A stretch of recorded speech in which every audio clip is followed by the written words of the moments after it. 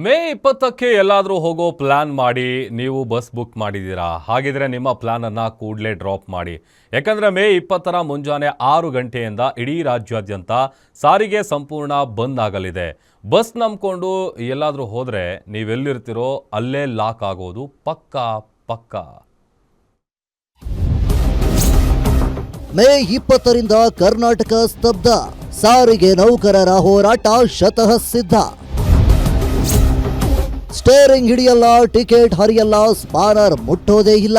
ರಾಜ್ಯ ಸಾರಿಗೆ ಇಲಾಖೆಯಲ್ಲಿ ಮತ್ತೊಂದು ಬಿರುಗಾಳಿ ಎದ್ದಿದೆ. ಮೇ 20ರ ಬೆಳಗ್ಗೆ 6ರಿಂದ ಸ್ಟೇರಿಂಗ್ ಬಿಟ್ಟು ಹೋರಾಟಕ್ಕೆ ನೌಕರರು ಸಜ್ಜಾಗಿದ್ದಾರೆ. ವೇತನ ಪರಿಷ್ಕರಣೆಗಾಗಿ ಜಂಟಿ ಕ್ರಿಯಾ ಸಮಿತಿ ಹೂಡಿರುವ ರಣಕಹಳೆಗೆ ಇಡೀ ಸಾರಿಗೆ ವ್ಯವಸ್ಥೆಗೆ ನಡುಗೋ ಸ್ಥಿತಿ ಬಂದೊದಗಿದೆ. 38 ತಿಂಗಳ ಹಿಂಬಾಕಿ ವೇತನ ಬಿಡುಗಡೆಯಾಗಬೇಕು. ಜನವರಿ 2024ರಿಂದ ಶೇಕಡಾ 25ರಷ್ಟು ವೇತನ ಪರಿಷ್ಕರಣೆಗೆ ಪಟ್ಟು ಹಿಡಿದಿದ್ದ ನೌಕರರ ಬೇಡಿಕೆ ಈಡೇರಿಸಲು ಸರ್ಕಾರ ಯಾವುದೇ ಪ್ರಯತ್ನ ಮಾಡಿಲ್ಲ. ಒಂದ್ ಕಡೆ 5-6 ಸಭೆ ನಡೆಸಿದ ಬಳಿಕ ಏಕಪಕ್ಷೀಯವಾಗಿ ಜೂನ್ 2025ರಿಂದ ಶೇಕಡಾ 12.5ರಷ್ಟು ವೇತನ ಪರಿಷ್ಕರಣೆ ಮಾಡಿದ್ದು ನೌಕರರ ಕೆಂಗಣ್ಣಿಗೆ ಗುರಿಯಾಗಿದೆ. ಹೀಗಾಗಿ ಪಟ್ಟು ಸಡಿಲಿಸದ ಸಾರಿಗೆ ನೌಕರರ ಜೊತೆ ಕಾರ್ಮಿಕ ಇಲಾಖೆ ಸಂಧಾನ ಸಭೆಯನ್ನು ನಡೆಸಿತು. ಆ ಸಭೆಯು ವಿಫಲವಾಗಿದ್ದು ಮೇ 20ರಿಂದ ಬಂದ್ ಮಾಡೋದೇ ಸಿದ್ಧ ಅಂತ ಸರ್ಕಾರಕ್ಕೆ ಎಚ್ಚರಿಕೆ ಕೊಟ್ಟಿದ್ದಾರೆ.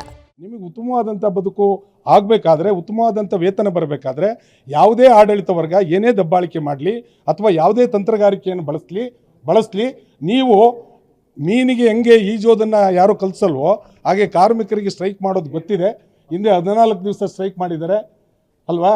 ಇದೇ ಜಂಟಿ ಸಮಿತಿ ಕರೆ ಕೊಟ್ಟಾಗ 4 ದಿವಸ ಸ್ಟ್ರೈಕ್ ಮಾಡಿದ್ದಾರೆ. ಅಂದರೆ ಸ್ಟ್ರೈಕ್ ಮಾಡಿ ಸಾರಿಗೆ ನಿಗಮಗಳ ನೌಕರರಿಗೆ ಅಭ್ಯಾಸ ಇದೆ. ನಾವು ಅವ್ರಿಗೆ ವಿನಂತಿ ಮಾಡ್ತೀವಿ, ನೀವು ಏನಾದರೂ ಸ್ಟ್ರೈಕ್ ಮಾಡದೆ ಹೋದರೆ ಸೌಲಭ್ಯ ನಿಮ್ಮದು ನಷ್ಟ ಆಗುತ್ತೆ.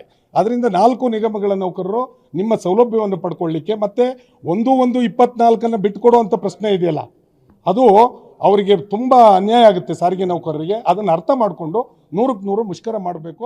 ಒಂದ್ ಕಡೆ ನೌಕರರು ಪಟ್ಟು ಸಡಿಲಿಕೆ ಮಾಡುವುದನ್ನ ಅರಿತ ಸರ್ಕಾರ ನೋ ವರ್ಕ್ ನೋ ಸ್ಯಾಲರಿ ಆದೇಶ ಘೋಷಿಸಿದೆ. ಅಷ್ಟೇ ಅಲ್ಲದೆ ಸಾರಿಗೆ ನೌಕರರಲ್ಲೇ ಒಡಕು ಮೂಡಿಸೋ ಕೆಲಸ ಮಾಡ್ತಿದೆ ಅನ್ನೋ ಆರೋಪ ಕೇಳಿ ಬರ್ತಿದೆ. ಸರ್ಕಾರ ನಮ್ಮ ಒಗ್ಗಟ್ಟನ್ನ ಮುರಿಯೋಕೆ ನೋಡ್ತಾ ಇದೆ, ಆದ್ರೆ ನಮ್ಮ ಹೋರಾಟ ನಿಲ್ಲಲ್ಲ ಅಂತ ಸಾರಿಗೆ ನೌಕರರು ಗುಡುಗಿದ್ದಾರೆ. ಕೋರ್ಟ್ನಲ್ಲಿ PIL ಹಾಕಿದ್ರು ನಾವು ಎದುರಲ್ಲ, ಮುಷ್ಕರ ಖಚಿತ ಅಂತ ಖಡಕ್ ಆಗಿ ಸಂದೇಶ ರವಾನಿಸಿದ್ದಾರೆ.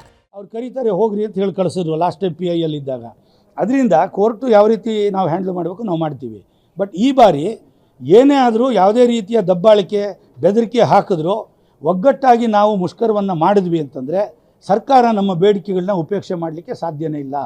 ಅವರು ತಮ್ಮ ಆದೇಶನ ವಾಪಸ್ ತಗೊಂಡು ನಮ್ಮ ಬೇಡಿಕೆಗಳನ್ನ ಈಡೇರಿಸಲೇಬೇಕು. ಅದಕ್ಕೆ ಸಾರಿಗೆ ನೌಕರರೆಲ್ಲ ಗಟ್ಟಿಯಾಗಿ ನಿಂತು ಒಗ್ಗಟ್ಟಿನಿಂದ ಹಲವಾರು ಗೊಂದಲಗಳನ್ನ ಮಾಡೋರು ಇದ್ದಾರೆ. ಅದರಿಂದ ಯಾವುದೇ ರೀತಿಯ ಒಂದು ವಿಚಲಿತರಾಗದೆ, ಯಾವುದೇ ರೀತಿಯ ಡೈವರ್ಷನ್ಗೆ ಆಸ್ಪದ ಕೊಡದೆ, ಒಮ್ಮನಸ್ಸಿನಿಂದ ಒಕ್ಕೊರಲಿಂದ ನಮ್ಮ ಹೋರಾಟವನ್ನು ಯಶಸ್ವಿ ಮಾಡಬೇಕು ಅಂತ ಹೇಳಿ ಸಾರಿಗೆ ನೌಕರರು ನಾನು ವಿನಂತಿ ಮಾಡ್ಕೊಳ್ತೀನಿ. ನೌಕರರು ಇಷ್ಟೊಂದು ಖಡಕ್ಕಾಗಿ ನಿಂತಿರುವಾಗ ಸರ್ಕಾರ ಸುಮ್ಮನೆ ಕೂತಿಲ್ಲ.